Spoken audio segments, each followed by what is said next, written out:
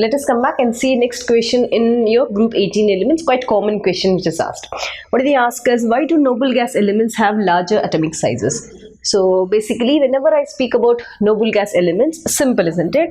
Here, let me take up the first example. Helium, atomic number 2. It is 1s2. That is your both are paired. When I take neon, done, atomic number 10. So 1s2, 2s2, 2p. 6, 7, 8, 9, 10. So how is this filled? All are completely filled, isn't it? 1, 2, 3, 4, 5, 6. Now what is happening? They asked us why are the atomic sizes larger in noble gas elements? So what are you observing? All are electrons. So now what is the force of attraction? Between electron and electron, what will increase? Repulsive forces increase, isn't it? So what is happening here? The repulsive forces, because it is completely filled, are greater than attractive forces. So attractive forces, that means when I take helium in this way, your nucleus, the outer shell, and this one, you have all the 2p6 electrons here, and the repulsion between these electrons and this electron, between these two, is more than the attractive force between the nucleus, that is your proton, and the electron. So that is I'm writing repulsive forces are between electron and electron. Now the attractive forces are between your nucleus, that is your positive charge, that is the proton which is there, and your electron. So this is more, because the repulsive forces are more, the atomic size is automatically larger compared to others. Once again, more number of paired electrons, more would be the repulsive forces. More would be the repulsive forces, it increases in the size of the atomic radii. And if the attractive forces are more, it will try to pull the atom closer, or the atomic size reduces. But here repulsive forces are more, so the size is larger compared to others. Done. When I have to speak about this question, which has low boiling point among inert gas elements where it is used? Okay, among all these, helium is the only element which has lower boiling point.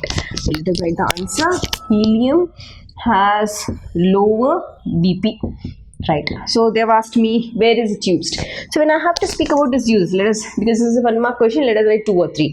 We've already seen helium balloons, isn't it? So let us write that simple thing to remember. It is used in balloons, right? It is also used in neon lights. We have also studied neon lights in the cathode ray discharge tube. Also we have studied in grade 11. Then I can also use, and it is used as a cryogenic. I can also say it is used in MRI scanners. When we use magnetic resonance scanning, they use this as magnets which are made by helium. So used in MRI scanning technique. So this is your answer. So remember, the one which has lowest boiling point is helium, and uses they've asked me, so I've listed 4 of them.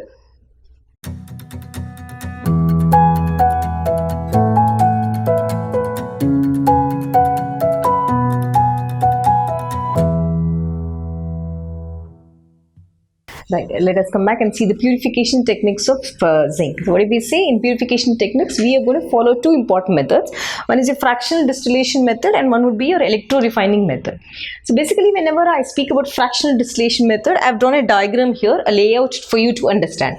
But remember, please don't practice diagrams for your exam. Diagrams are not asked in your exam, right? For us, the concept and principle is important. So when we speak about fractional distillation, it is basically the process of distillation or separating based on the boiling points, correct? So what do? We have 2 fractionating columns, one fractionating column here, one fractionating column, and you have a condenser which is attached. Now when you're taking a mixture of gases, a mixture of metals, now we have a mixture of zinc, cadmium, iron, arsenic and lead. I have to purify zinc. So what are we going to do when we are trying to send these combustion gases high temperature? The metal, whatever is there, the liquefied metal, whatever is there, that, or the metal first, if I say solidify this one, solid metal, it starts becoming, or gets converted into, according to the boiling point, it starts converting into vapors. Done. These vapors they pass it through this fractionating or the fractionating column. Because of the condenser which is present, it tries to condense and forms liquid. right, which is further solidified. Now what do? We are going to take this boiling point into consideration. So when I see these boiling points, now suppose I started heating 1 degree, 200, 500, 600, like that. When I reach 613 degrees centigrade, first arsenic is going to come out. It's going to condense and we collect arsenic. Okay, right? We'll suppose, let us write on this, at 613 arsenic is out. After that, after 613, when we are going to reach a temperature of 767, your cadmium is out. Done. After 767, you have your zinc. So we very well know zinc boiling point is 907 degree. Now this zinc goes, or they send it through a different fractionating column where it gets condensed, and finally at 700 degrees you get zinc, which is 99.9% pure.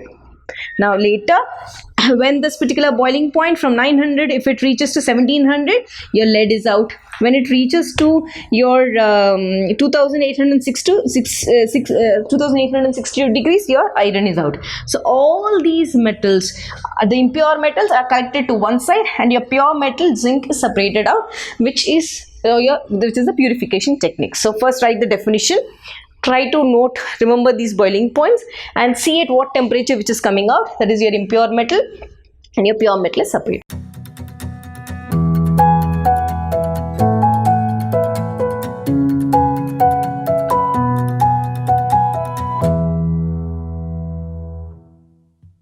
Right. Now let's see the alternate axis of symmetry for methane molecule with an example. Right. So in methane molecule, when I take, let us draw and understand. Suppose I said I'm going to take an example of methane molecule. Right. We will understand what is meant by alternate axis of symmetry. Done. So methane, when I have to represent the structure, one carbon, formula is CH4. Done. One hydrogen here, one more hydrogen here, the third hydrogen here, one more hydrogen here. Let us number this as 1, 2, 3 and 4. Done. Right. Now what are we going to do? We are going to do the rotation by 90 degree. Rotation by 90 degree. Here we are taking the example of 90 degree. When you rotate in this direction, right, like this, how does this look like? Carbon,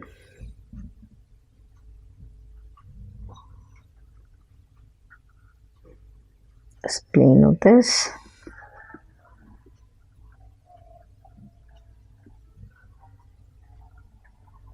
one hydrogen, one more hydrogen, one more hydrogen, one more hydrogen. This is first, this is second, this is third, this is fourth, because you have rotated like this, isn't it? Done.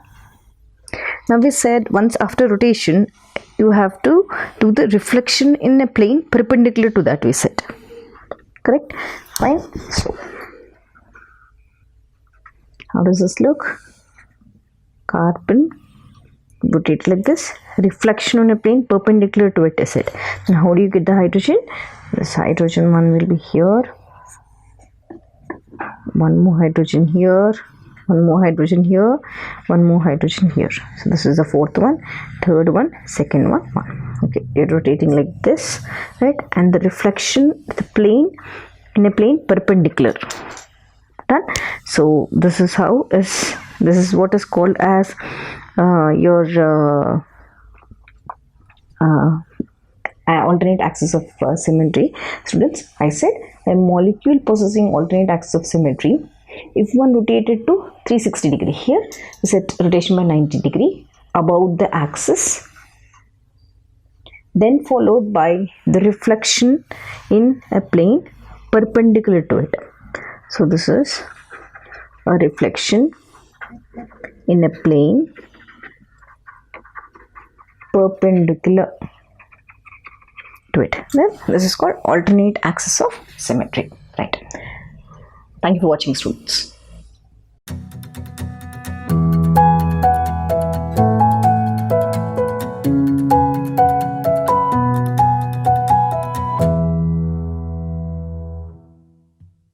Right. So let us do one more question on the melting point and boiling point concept. So what did I say? If when is the melting point, boiling point high? Whenever there is number of unpaired electrons more, or the number of valence electrons more. So they're asking if this question is asked. No example given. Generally they've asked you. MP and BP of transition elements are generally high due to. Okay. First, write it in 3 ways. Okay, 3 just arrows or bullets. First important thing. Involvement of n-1d and ns electrons. First thing, because of this involvement, what is formed? Interatomic interactions. Now this interatomic interactions, because of this, what has formed? Metallic bonding. Because of this metallic bonding, what happened? NP and VP increases. These are the reasons. Simple. So let us come back and see this question. The maximum and minimum MP of first and the second pre-series elements are observed with. Okay, I felt this MCQ is a bit tricky and very nice, interesting thing. I found it in one of the competitive books, so I felt this will be useful for you as a practice this in question. Let's see. I have to find in these sets. This set is given to me. This set is given to me. This is one set. This is one set. They said the maximum and minimum. Remember this. First should be maximum, then should be minimum. Or the first and the second transition series. Now, are these two first and second transition series? Yes. These two first and second transition series? Yes. This one? No. Mercury comes under 3D series, isn't it? So, I should not consider during the answer irrelevant because this is that. Next, MO and CD? Yes. Now, my answer is not that.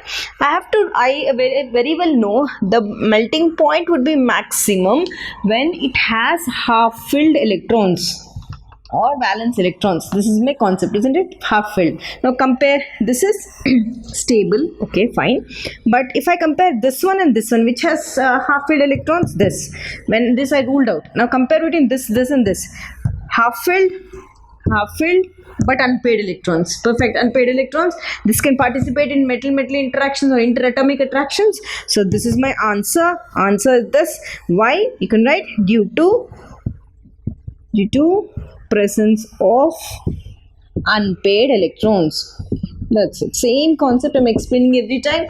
Unpaired electrons will make the melting point, boiling point, atomization higher.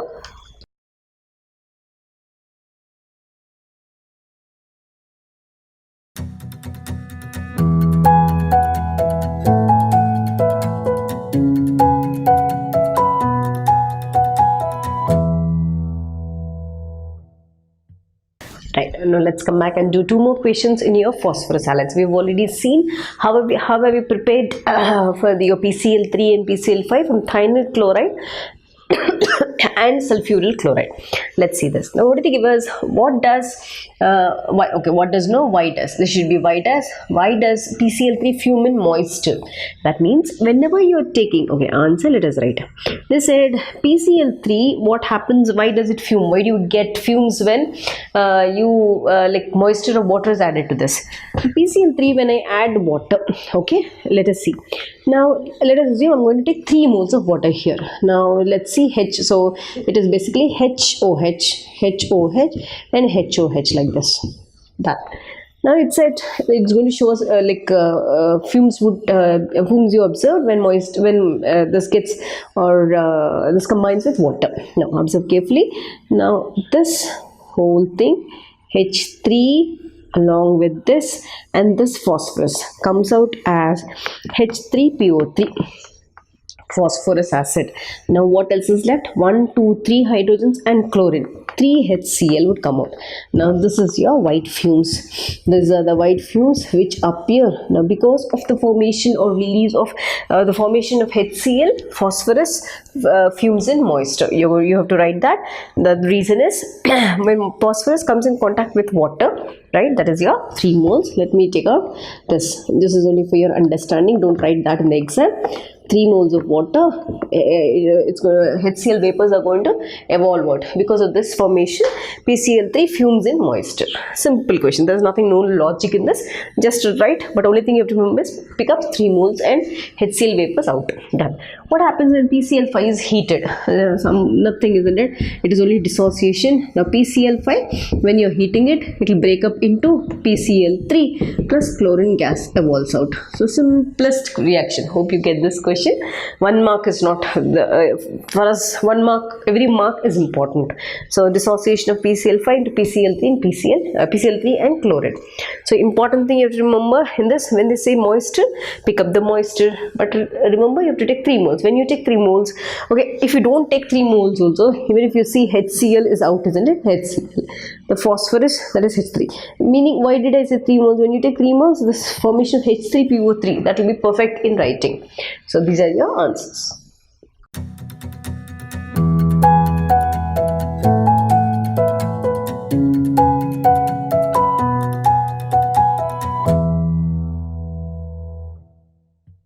Right, now let's come back and do this question. What do they give us in phosphine? Bond angle of phosphine, that is phosphonium ion, is higher than phosphine. Okay, as soon as such question is given to you, try to draw the structure. Let us draw for phosphine. Phosphine is pH, okay, in this and H3 and a lone pair of electrons. This is phosphine. Now to this phosphine, being a Lewis base, it's going to donate an electron to H plus. This will donate an electron. So when it donates, what will happen? The H plus will accept this pair of electron and it's get converted into PH4 plus. So this is your PH3 and this is your PH4 plus. Now, now what did they ask us? The bond angle of this, or this, the bond angle of this is higher. So what is the bond angle here? The bond angle is 93.6, okay, degrees. 93.6 degrees. Done. Here when I have to see the bond angle here, okay. So let us write here in this way. Lone pair, because there is no bond here, I should not write between lone pair, isn't it? I have to write in between these two, 93.6. Now, the bond angle between this is 109 degree, 28 minutes. Right, so when I have to see the structure of this is pyramidal in nature, and when I see this is the bond angle for tetrahedral, isn't it? This is tetrahedral arrangement. Done. Now they said, why is the bond angle of this higher than this? Simple. What is the difference between these? There are 3 hydrogens here, there are also 3 hydrogens. Here there's a lone pair, here there's a bond pair. That is only difference. Here you have lone pair, bond pair. Lone pair, bond pair, repulsions. Here what do you find? Bond pair, repulsions. BP, BP, repulsions. Now let's come back and answer. Now this is, the bond angle here is less. So what will I write? When the repulsions are more, this repulsions, this will try to push the bond angle closer. This is repelling with this and it will push the bond angle. So lone pair, bond pair repulsions are greater than bond pair, repulsions. This is the reason. Hence PH4 plus has higher bond angle. That's it.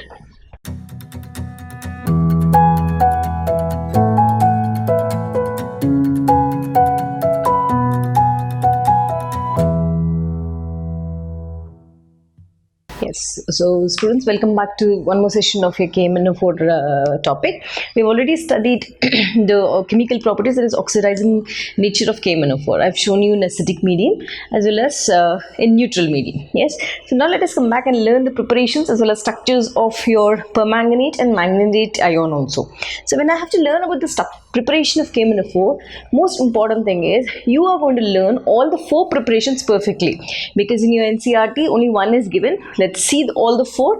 So different combinations, anytime anything would be given to you. So let us start and write the subheadings of the preparation. So when I have to prepare KMNO4, it can be prepared both by commercial method and it can also be prepared in the lab. So lab method. So in between you have 2 more methods, that's also in the lab. But let us see, whenever I speak about commercial method, the method or this particular thing, I'm going to obtain KMNO4 from the mineral called pyrolusite. So the mineral of KMNO4 which I'm going to take, that mineral is called pyrolusite. And the formula for pyrolusite is MnO2. I'm going to use that to prepare KMnO4. Done. After that, I'm going to show you a lab method. This is also a lab method, but particularly that process is called electrolytic oxidation. Oxidation method. Yes. After that, I'll be showing you something called chemical oxidation method. Done. Last but not the least, in the lab method, we are going to prepare KMnO4 from peroxodisulfate. So remember, lab method is from peroxodisulfate. Yes. So this is important. Yeah, I'll be doing one after the other, each and everything. Try to reason also wherever it is required. And most important thing, please learn it as and when I upload the reactions on daily basis. Then only your syllabus will be done. Yes, let's meet again with your first method, that is commercial method for preparation of KMnO4.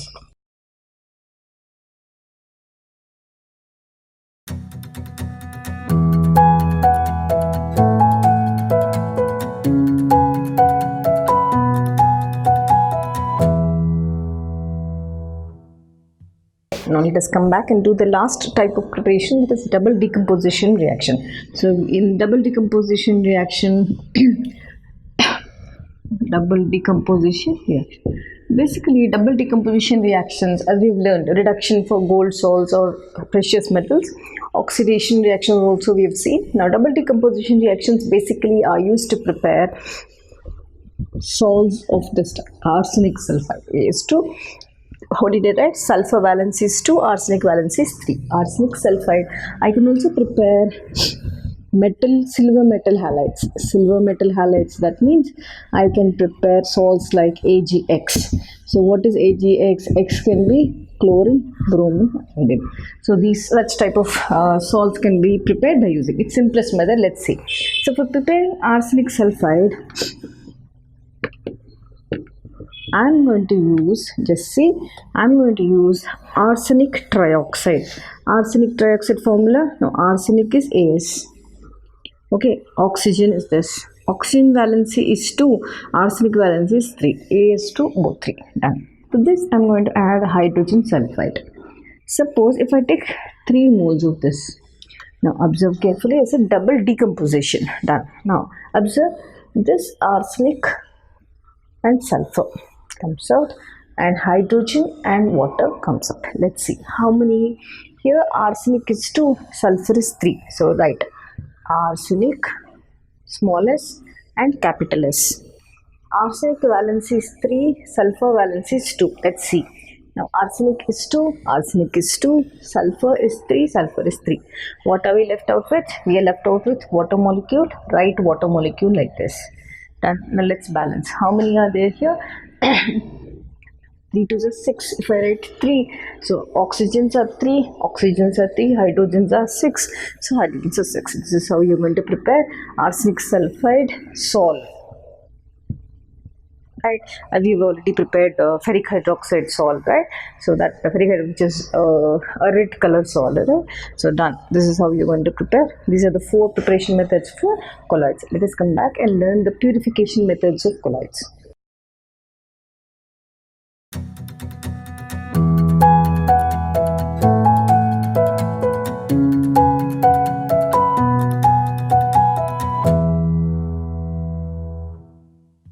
Now let's come back and see the next concept, that is we have already seen the hydrides. We've also seen one question based on that, which is more acidic in nature. So as the size increases, it's easy to release a H plus, and down the group the acidic character increases. Done. Now when I come back to reactivity with oxygen, basically group 16 elements are going to form oxides of type MO2 and MO3. These are quite common oxide forms. Now M is your the element of group 16, and this is your oxygen combination with O2 and O3. Now here I listed out few oxides, that is not few, rather all the oxides of group 16. This will be useful for your exams also. Let's see. So here sulfur, selenium, tellurium, and polonium. Done. Now here I said it's going to form common things are dioxides and trioxides. These two are acidic in nature. I'll explain you the question also. Now see, monoxides, this is your monooxide, means single oxide, oxygen atom. So selenium does not form, tellurium forms, polonium forms. When I take two dioxides, so oxygen is 2 atoms, sulfur and SO2. Dioxide form, dioxide form, dioxide, all form dioxides. When I form trioxides, trioxides are 3 oxygen atoms, so everything forms trioxides. Now when I have to come to heptoxides, hepta means 7. 7 oxygen atoms, sulfur is only compound which forms S2O7. They may ask you one more question, what is the only oxide form for like shown by group 16 element? So that is heptaoxide form shown by 16 element, that is S2O7, that is by sulfur. When I have to come back to other types of oxides, remaining, this is the maximum, this is what the elements show, but sulfur apart from mono, di and tri and hepta, it is also going to show oxides like S2O, S2O3 and SO4. So basically there's one important question asked from this. Let's come back and do that question.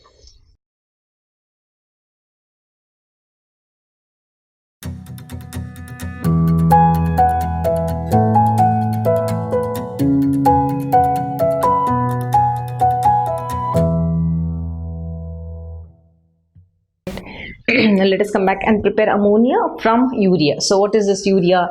Basically urea is a nitrogenous organic matter, isn't it? So whenever you prepare, okay, let us write that what I said, nitrogenous organic matter. That. So when I have to prepare ammonia, we are going to pick up urea. Let's see how to do. So urea formula is NH2 and again NH2 in between CO. This is called urea. Right, so that organic matter which decomposes like present in the soil. Now this urea, when you try to decompose it, okay, right, this first breaks up into, just observe carefully, there is one NH2 here, there is one NH2 here. This combines together, forms ammonium carbonate. I have not completed the formula. So ammonium NH4, carbonate is this.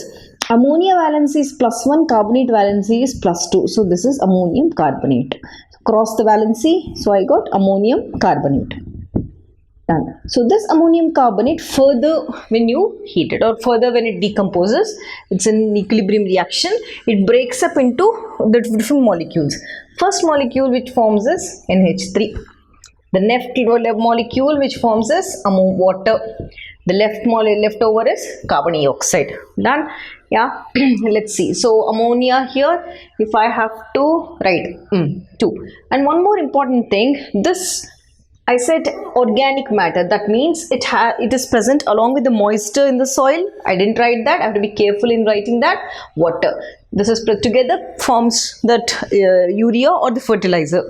So now this water molecule, now when I have already written here, let me balance the water also. This is 2 nitrogens, nitrogen 2, 2, okay. So this water also should be 2. Let's see. This part is balanced with this. CO3 is balanced here. Hydrogen, if I have to say 4 2s are 8. Okay, 4 2s are 8, 2 2s are 4 here. 6, 8. Okay, it's balanced. This is also balanced. So this is how you're going to prepare ammonia from organic or nitrogenous organic matter or urea.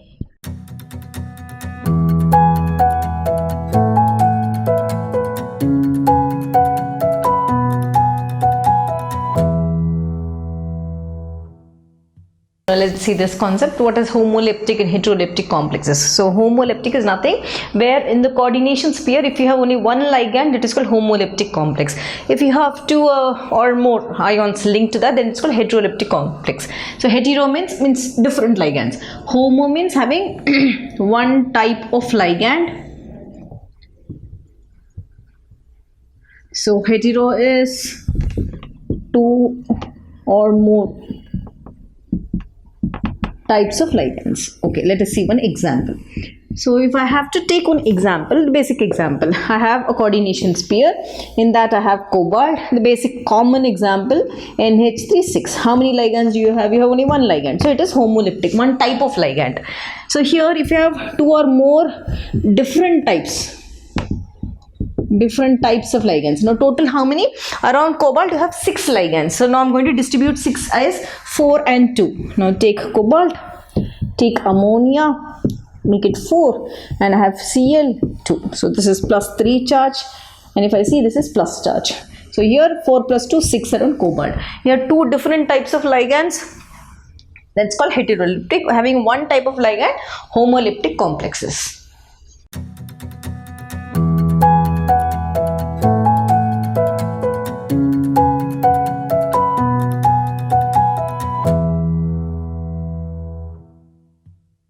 So let us come back to distinguishing test of aldehydes and ketones now. So in aldehydes and ketones, we're basically going to speak in terms of hydrophone test. We'll speak in terms of Felling's test, tolerance reagent test. Remember that all these I'll be using frequently. Done. So in formaldehyde, they've asked me to distinguish between formaldehyde and acetaldehyde. Now when I have to see formaldehyde, now it can't show hydrophone test basically, but this can show hydrophone test, isn't it? Attached to this. So remember, hydrophone test, no reaction. So now let me show the hydrophone test for this. It's the same basically. Now H3 CHO plus, and in the presence of an alkali and iodide. What do I get? I get 1, 2, 3, 4 products. So first product, which I did already, iodoform precipitates out. So this is your iodoform, which is an LOPPT. And along with that, I'm going to get HCONA, sodium formate, which we did earlier. Then I'm going to get NaI. Along with that, I'm going to get water also. Done. Yeah, this is your concept.